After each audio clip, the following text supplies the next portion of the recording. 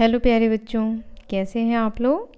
आज के इस वीडियो में हम कक्षा 7वीं की हिंदी पाठ्य पुस्तक किसले भाग 2 का 7वां अध्याय, जिसमें कहानी दी गई है, नाम है साइकिल की सवारी।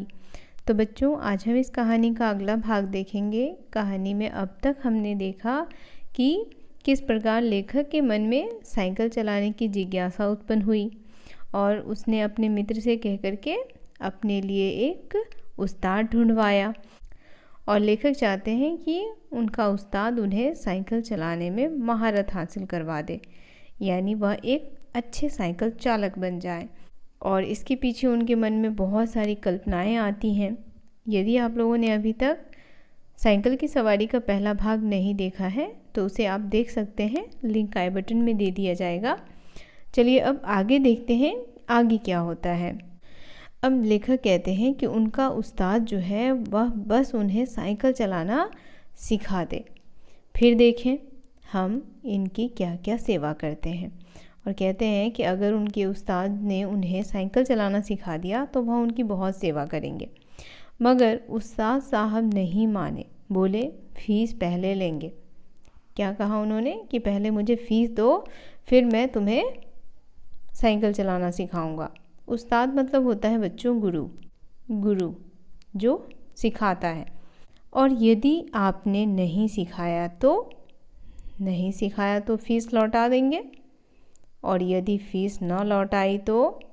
इस पर तिवारी जी ने कहा, अरे साहब, क्या यह तिवारी मर गया है? शहर में रहना हराम कर दूं? बाजार में निकलना बंद कर दूं?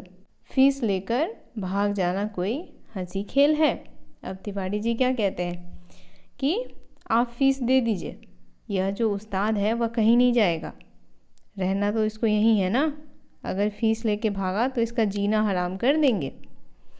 जीना हराम करना यानी जीना मुश्किल कर देना। देखिए यहाँ एक शब्द है ना, उसका रहना हराम कर देंगे यानी उसका रहना मुश्किल कर देंगे। जब हमें विश्वास हो गया कि इसमें कोई धोखा नहीं है, तब हमने फीस के रुपए लाकर उस्ताद को भेंट कर दिया और कहा, उस्ताद कल सवेरे ही आ जाना, हम तैयार रहेंगे। हमने इस काम के लिए कपड़े भी बनवा लिए हैं।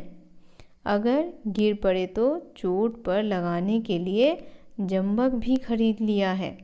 और हाँ, हमारे पड़ोस में जो मिस्त्री रहता है उससे साइकिल भी मांग ली है। आप सवेरे ही चले आएँ तो हरि का नाम लेकर के शुरू कर दें। अब क्या कहते हैं लेखक कि उस्ताद जी के इतना कहने पर मैंने उन्हें फ़ीस दे दिया और कहा कि कल सुबह से ही हम क्या करेंगे, साइकिल सीखना शुरू कर देंगे।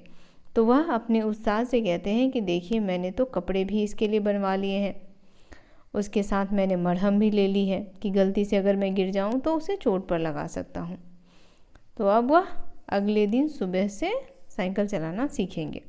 तिवारी जी और उस्ताद ने हमें हर तरह से तसल्ली दी और चले गए। इतने में हमें याद आया कि एक बात कहना भूल गए। नंगे पांव भागे और उन्हें बाजार में जाकर पकड़ा। वे हैरान थे। हमने हाँफते हाँफते कहा, उस्ताद हम शहर के पास नहीं सीखेंगे, लॉरेंस बाग में जो मैदान है वहाँ सीखेंगे। वहाँ एक तो भूमि नरम है, चोट कम लगती है, दूसरे वहाँ कोई रहता नहीं है। अब देखिए, तिवारी जी और उस्ताद जी ने लेखक को यह तसल्ली दी कि आप परेशान ना हो, हम अगले सुबह ही आपको साइकिल चलाना सिखा देंगे।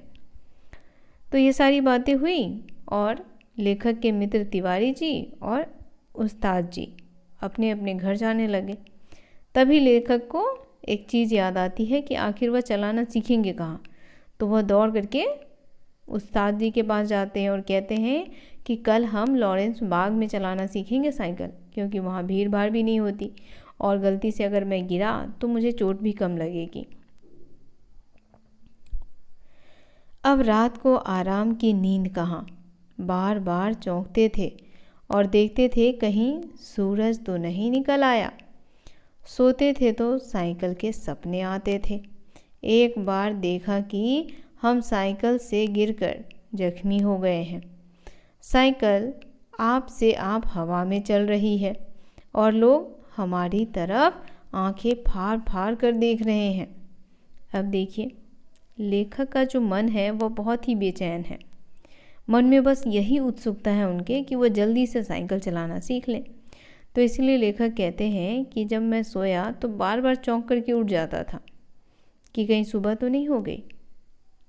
और जैसे ही आंखें लगती थी वैसे ही वह क्या करने लग जाते थे, साइकिल के सपने देखने लग जाते थे।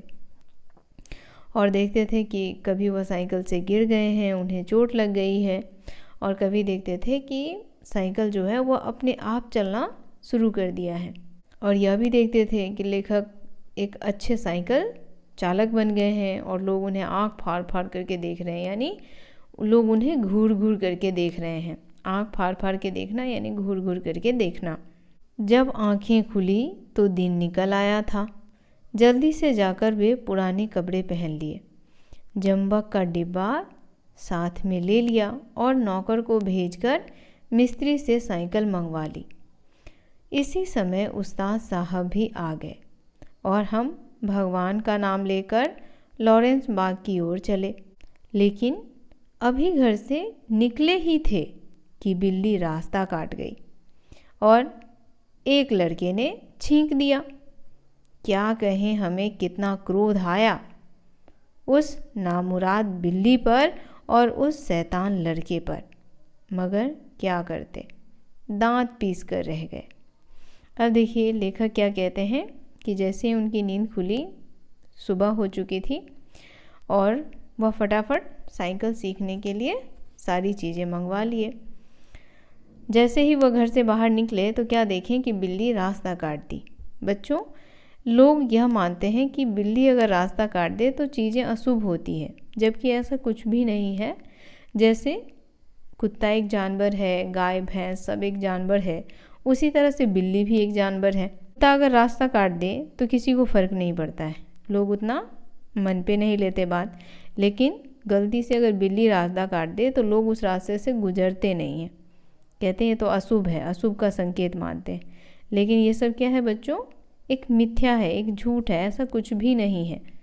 जैसे कुत्ता एक जानवर है वैसे ही बिल्ली एक जानवर है। वो हमारे मन का वहम है कि हम इन सारी बातों को मानते हैं। और कहते हैं कि थोड़ा और आगे बढ़े तो क्या देख रहे हैं कि एक लड़का जो है वह छींक दिया। यह भी एक अशुभ संकेत के रूप में लोग लेते हैं। अब छींकना, खांसना ये सब तो नेचुरल है, लेकिन लोगों का लगता है कि अगर आप कोई शुभ काम करने जा रहे हैं और किसी ने छींक दिया, इसका मतलब है कि आपका काम शुभ नहीं होगा। तो ऐसी ऐसी मान्यताएं लोगों की हैं। तो लेखक भी यही कहते हैं कि जैसे वो घर से निकले साइकिल सीखने के लिए, वैसे ही बिल्ली ने रास्ता काट दिया और एक लड़के ने छींक दी। तो लेखक कहते हैं कि इन सब चीज़ों को देख करके मुझे बहुत गुस्सा आया।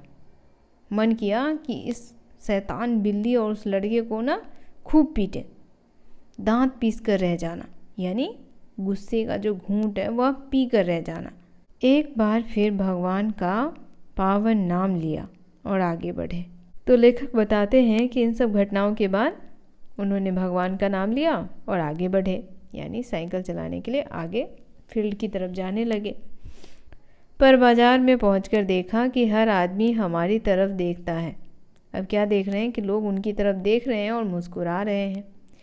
अब हम हैरान थे कि बात क्या है। सहसा हमने देखा कि हमने जल्दी और घबराहट में पजामा और अचकन दोनों उल्टे पहन लिए हैं और लोग इसी पर हंस रहे हैं। सिर मुड़ाते ही ओले पड़े। अब देखिए बच्चों क्या कह रहे हैं कि अब भाई समय बीतता जा रहा था और उन्हें साइकिल सीखना था, तो वह जल्दबाजी में निकल रहे थे। अब जल्दबाजी में क्यों निकल रहे थे, अब उनके मन में यह डर भी था कि बिल्ली ने क्या किया है, रास्ता काट दिया है और इस लड़के ने छींक दिया है, तो मन में अशुभ संकेत जैसी बातें भी चल रही थी।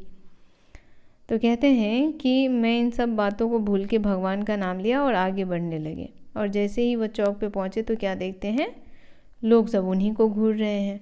फिर वह सोचते हैं कि आखिर ऐसा क्या है जो लोग मुझे देख रहे हैं। फिर जब वो अपने आप को देखते हैं तो देखते हैं कि वह पजामा और अचकन जो है वो उल्टा ही पहन लिए हैं, जिस वजह से लोग उनको देख रहे हैं। तो उनके मन में एक ही सवाल आता है, सिर मुड़ाते ही ओले पड़े। कहते हैं कि जैसे ही मैंने एक सही काम की शुरुआत की वैसे ही बाधाएं रास्ते में आने लग गई। तो ये सिर्फ मन का वहम होता है और यह लेखक के भी मन का वहम है कि वह ऐसा सोच रहे हैं, बल्कि बच्चों ऐसा कुछ भी नहीं होता है। अगर बिल्ली रास्ता काट दी तो क्या हो गया, आप अपने काम के लिए आगे बढ़ो, वह भी तो एक जानवर है। कोई छींक दिया तो क्या बात है, कोई बात नहीं, उससे सर्दी जुकाम है, उसने छींक दिया। तो जब हम चीज़ों को नॉर्मल तरीके से लेंगे तभी हमारा काम नॉर्मल तरीके से होगा। लेकिन अगर हम अंधविश्वास पर चलेंगे तो जीवन में आगे बढ़ना बच्चों बहुत ही मुश्किल हो जाता है। तो इसीलिए यहाँ लेखक कहते हैं कि ये सारी चीज़ें उनके साथ हो गई और इस वजह से वह बहुत परेशान हो गए। हमने उस्ताद से माफ़ी मांगी और घर लौट आए, अर्थात हमारा पहला दिन मुफ्त में गया। पहले दिन तो वो कुछ कर ही नहीं पाए। दूसरे दिन फिर निकले। रास्ते में उस्ताद साहब बोले, मैं एक गिलास लस्सी पी लूँ, आप ज़रा साइकिल को थामिए। अब देखिए, पहले दिन तो वह साइकिल सीखने गए ही नहीं, क्योंकि उनके अंधविश्वास ने उन्हें जाने नहीं दिया। तो अब बात आ गई कब की, दूसरे दिन की। कहते हैं दूसरे दिन मैं फिर साइकिल लेकर के निकला। अब रास्ते में जो उनके उस्ताद थे उन्होंने कहा कि भाई कुछ देर रुक जाओ, मैं थोड़ा लस्सी वस्सी पी लेता हूँ और फिर आगे बढ़ते हैं। उस्ताद साहब लस्सी पीने लगे तो हमने साइकिल के पुर्जों के ऊपर नीचे परीक्षा शुरू कर दी। अब देखिए, जैसे उस्ताद साहब जो थे वह लस्सी पीने लगे तभी उन्होंने क्या किया, पूरे साइकिल का अच्छे से मुआयना किया। फिर कुछ जी में आया तो उसका हैंडल पकड़कर जरा चलने लगे, मगर 2 ही कदम पर गए होंगे कि ऐसा मालूम हुआ जैसे साइकिल हमारे सीने पर चढ़ी आती है।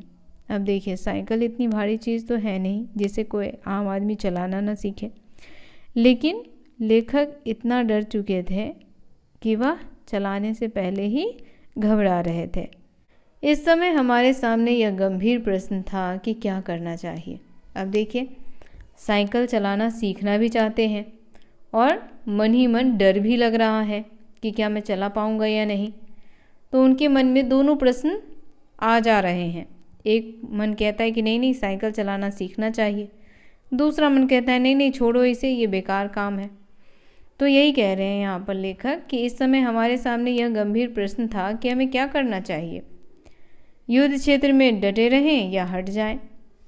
सोच विचार के बाद यही निश्चय हुआ कि लोहे का घोड़ा है, इसके सामने हम क्या चीज़ हैं, बड़े बड़े वीर योद्धा भी नहीं ठहर सकते।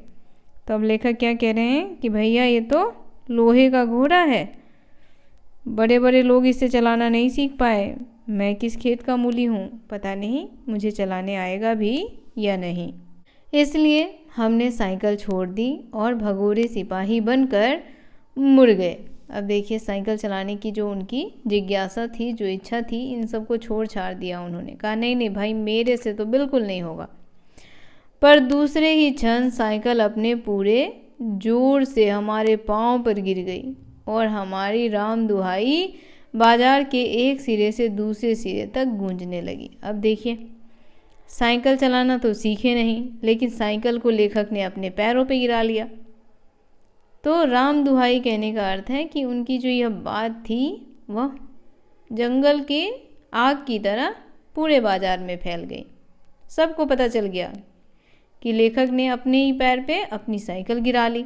उस्ताद लस्सी छोड़कर दौड़े आए और दयावान लोग भी जमा हो गए। सबने मिलकर हमारा पाँव साइकिल से निकाला।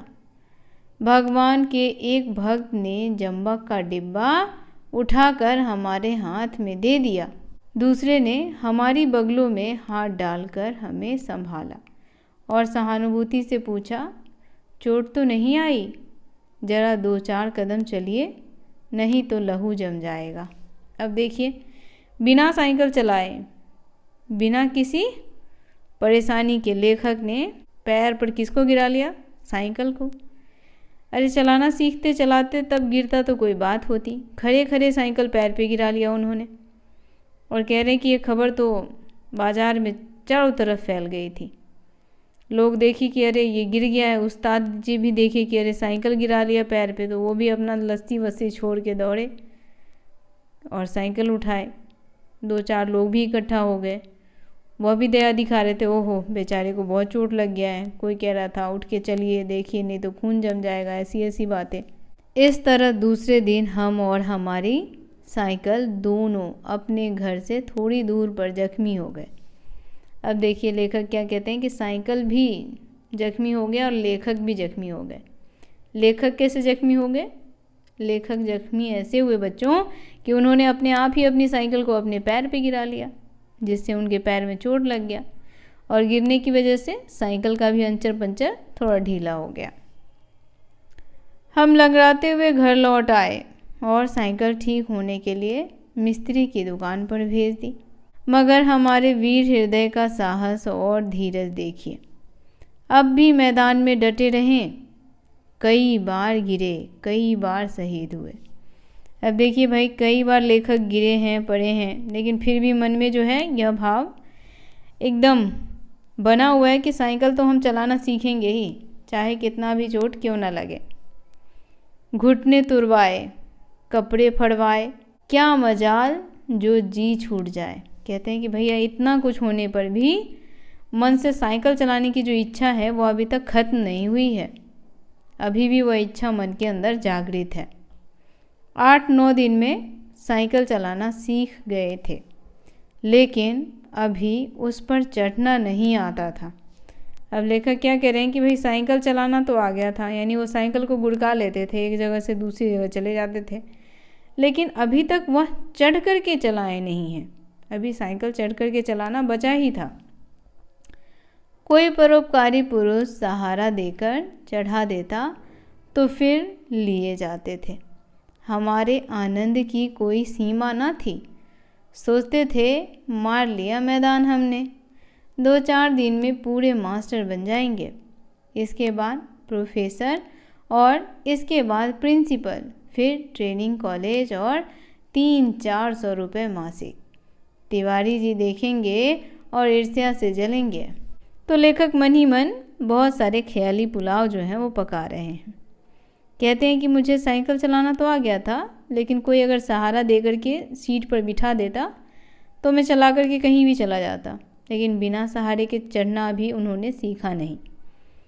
तो वही देखिए मन ही मन सोच रहे हैं कि जब मुझे साइकिल चलाने आ जाएगा तो मैं एक ट्रेनिंग कॉलेज खोल लूँगा, जिसमें 300-400 रुपये महीने का लेकर के लोगों को साइकिल सिखाया करूँगा। और इससे उनके जो मित्र थे तिवारी जी, वह जला करेंगे, उसको उनसे ईर्ष्या होगी कि देखो ये कितना पैसा कमा रहा है और मेरे पास कुछ भी नहीं है। तो इस तरीके से वो अपने मन ही मन लेखक जो है वो सोच रहे हैं इन सारी बातों को।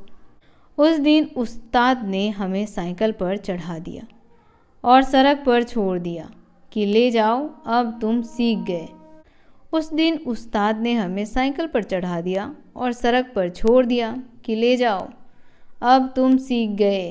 अब देखिए साइकिल पर कौन चढ़ाया? उस्ताद, क्योंकि खुद से चढ़ना तो उन्होंने सीखा नहीं और उनको सड़क पर छोड़ दिया। बोला भैया अब तुम जाओ, तुम बहुत ही अच्छे से साइकिल सीख गए। अब हम साइकिल चला रहे थे और दिल ही दिल फूले ना समाते थे। बच्चों, फूले ना समाना एक मुहावरा है जिसका अर्थ होता है अत्यधिक प्रसन्न होना। किसका अर्थ है? फूले ना समाना का। फूले ना समाना क्या है बच्चों? एक मुहावरा है। तो लेखक कहते हैं कि जब वो साइकिल चला रहे थे तो फूले नहीं समा रहे थे, मतलब बहुत ज़्यादा खुश थे वो। मगर हाल यह था कि कोई आदमी 200 गज के फासले पर होता तो हम गला फाड़ फाड़ कर चिल्लाना शुरू कर देते, साहब जरा बाईं तरफ हट जाइए। दूर फासले पर कोई गाड़ी दिखाई देती तो हमारे प्राण सूख जाते। उस समय हमारे मन की जो दशा होती उसे परमेश्वर ही जानता है। जब गाड़ी निकल जाती तब कहीं जाकर के हमारे जान में जान आती। अब देखिए लेखक कहते हैं वो साइकिल तो चला लेते थे, लेकिन रास्ते में अगर कोई आदमी दिख जाता था तो दूर से ही चिल्लम चिल्ली करने लगते, और अगर कोई गाड़ी दिख जाए तो प्राण ही सूख जाता था कि कहीं गाड़ी टक्कर मार दिया या कहीं उनके साइकिल से ही गाड़ी में टक्कर लग गई तो गए काम से। तो साइकिल चलाना सीख तो गए थे वो, लेकिन अभी साइकिल के उस्ताद नहीं हुए थे, और इस वजह से उन्हें काफ़ी डर भी रहता था गिरने पड़ने का, चोट लगने का। सहसा सामने से तिवारी जी आते दिखाई दिए। हमने उन्हें भी दूर से ही अल्टीमेटम दे दिया कि तिवारी जी बाईं तरफ हो जाओ, वरना साइकिल तुम्हारे ऊपर चढ़ा देंगे। अब देखिए भाई, लेखक को साइकिल चलाने आ गया था, लेकिन अभी वो उसमें उस्ताद नहीं हुए थे, यानी साइकिल में पारंगत नहीं हुए थे वो। तो जब साइकिल चला के जा रहे थे तो क्या देखते हैं कि दूर से ही उनको कौन दिखते हैं? तिवारी जी। कहते भैया तुम बाएं तरफ हो जाना, नहीं तो क्या होगा कि ये साइकिल तुम्हारे ऊपर ही चढ़ जाएगा। तिवारी जी ने अपनी छोटी छोटी आंखों से हमारी तरफ देखा और मुस्कुराकर कहा, ज़रा एक बात तो सुनते जाओ। हमने एक बार हैंडल की तरफ, दूसरी बार तिवारी जी की तरफ देखकर जवाब दिया, इस समय बात सुन सकते हैं, देख नहीं, साइकिल देखते नहीं। इस समय बात सुन सकते हैं, देखते नहीं हो, साइकिल पर सवार हैं। तिवारी जी बोले, तो क्या जो साइकिल चलाते हैं वे किसी की बात नहीं सुनते हैं? बड़ी ज़रूरी बात है, ज़रा उतर जाओ। तो अब देखिए तिवारी जी कहते हैं कि थोड़ा उतर जाइए, आपसे कुछ खास बात करनी है। तो लेखक क्या कहते हैं, नहीं नहीं भैया, देख नहीं रहे हो तुम, मैं साइकिल चला रहा हूँ, मैं नहीं उतर सकता। तो इस पर तिवारी जी कहते हैं, क्या साइकिल चलाने वाले उतर के बात नहीं करते हैं? बड़ी ज़रूरी बात है, ज़रा उतरो। हमने लड़खड़ाती हुई साइकिल को संभालते हुए जवाब दिया, उतर आए तो फिर चढ़ाएगा कौन? अभी चलाना सीखा है, चढ़ना नहीं सीखा। कहते हैं लेखक कि अरे भैया, अगर गलती से भी उतर जाऊंगा तो फिर मुझे चढ़ाएगा कौन? अभी तो सिर्फ मुझे चलाना आया है, चढ़ना तो सीखा ही नहीं मैंने अभी तक। तिवारी जी चिल्लाते ही रह गए। हम आगे निकल गए। इतने में सामने से एक तांगा आता दिखाई पड़ा। हमने उसे भी दूर से डांट दिया, बाईं तरफ भाई, अभी नए चलाने वाले हैं।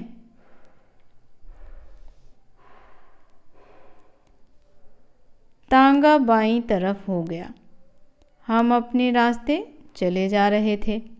एकाएक पता नहीं घोड़ा भड़क उठा या तांगे वाले को शरारत सूझी, जो भी हो, तांगा हमारे सामने आ गया। हमारे हाथ पांव फूल गए। जरा सा हैंडल घुमा देते तो हम दूसरी तरफ निकल जाते, मगर बुरा समय आता है तो बुद्धि पहले ही भ्रष्ट हो जाती है। अब देखिए क्या कहते हैं लेखक कि जब वह साइकिल पर सवार होकर के जा रहे थे तो एक तांगा सामने आ जाता है, और वह तांगे वाले से कहते हैं कि भैया तुम साइड हो जाओ, लेकिन वो साइड तो होता नहीं है। थोड़ी देर के लिए हो जाता है और फिर एकाएक बीच में ला देता है तांगे को। अब देखिए आगे क्या होता है। अब कहते हैं कि यदि हमने हैंडल को थोड़ी घुमा ली होती तो हम बच जाते, लेकिन जब बुरा वक्त आता है तो बुद्धि सबसे पहले भ्रष्ट हो जाती है, यानी दिमाग काम करना बंद हो जाता है। तो अब लेखक के गिरने की बारी आ गई थी, तो उनकी बुद्धि जो है वो काम ही नहीं कर रही थी।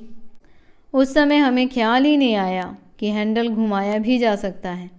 फिर क्या था, हम और हमारी साइकिल दोनों ही तांगे के नीचे आ गए और हम बेहोश हो गए। अब देखिए लेखक जो हैं वह क्या हो गए बच्चों, बेहोश हो गए। इतना डर गए वो कि बेहोश ही हो गए। क्या आप लोगों को साइकिल चलाने से डर लगता है? कौन सा बच्चा ऐसा है आज के टाइम पे जो साइकिल चलाने से डरता है? मुझे तो लगता है बच्चों ऐसे बच्चे हैं ही नहीं जिनको साइकिल चलाने से लेखक की तरह डर लगता हो। जब हम होश में आए तब हम अपने घर में थे और हमारी देह पर कितनी ही पट्टियाँ बंधी थीं। हमें होश में देखकर श्रीमती जी ने कहा, क्यों, अब क्या हाल है? मैं कहती थी ना साइकिल चलाना ना सीखो, उस समय तो किसी की ना सुनते थे तुम। अब देखिए भाई, लेखक तो हो गए बेहोश। और जब होश आया तो देखे कि अरे हम तो अपने घर में हैं। उनकी पत्नी भी उनको डांटे, बोले मना किया था ना साइकिल मत चलाओ, लेकिन तुम सुनते कहाँ हो किसी की, तुम्हें तो बस साइकिल चलाना होता है। हमने सोचा लाओ सारा इल्ज़ाम तिवारी जी पर लगा दे और आप सांप बच जाएं। बोले यह सब तिवारी जी की शरारत है। क्या कह रहे हैं लेखक कि यह सब किसकी शरारत है? तिवारी जी की। और ऐसा वह क्यों कह रहे हैं? ताकि वह अपनी पत्नी की डांट से बच जाए। श्रीमती जी ने मुस्कुराकर जवाब दिया, यह तो तुम उसको चकमा दो जो कुछ जानता ना हो। क्या कहती है उनकी पत्नी कि ये जो बातें हैं ना जो तुम बोल रहे हो, ये बातें जो है वो उसको बताना जिसको कुछ पता ही ना हो। मुझे सब पता है कि किसकी शरारत है, तिवारी जी की है या आपकी। तांगा पर मैं ही तो बच्चों को लेकर घूमने निकली थी, फिर चलो सैर भी कर आएंगे और तुम्हें साइकिल चलाते भी देख आएंगे। तो कहती है भैया तुम जिस तांगे के नीचे आए थे उस पर मैं ही तो बैठी थी, फट से तिवारी जी का नाम लगा दिए तुम। तिवारी जी की तो कोई शरारत नहीं थी इसमें। अब देखिए बेचारे लेखक जो हैं वह क्या हो गए? निरुत्तर होकर उन्होंने अपनी आंखें बंद कर ली। उस दिन के बाद फिर कभी हमने साइकिल को हाथ नहीं लगाया। भैया लेखक साइकिल से काफ़ी डर गए। कहते हैं कि उस दिन के बाद तो कभी साइकिल छुआ ही नहीं, साइकिल से 100 कोस दूर ही रहते थे। तो साइकिल की सवारी जो है बच्चों वह किसकी रचना है? सुदर्शन की रचना है।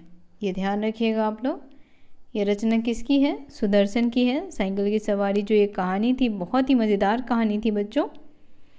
यदि कहानी पसंद आई हो तो वीडियो को लाइक करें, शेयर करें, हमारे चैनल को सब्सक्राइब और फॉलो करना तो बिल्कुल ना भूलें। मिलते हैं इसी अध्याय के प्रश्न अभ्यास के साथ, तब तक के लिए आप सभी का धन्यवाद।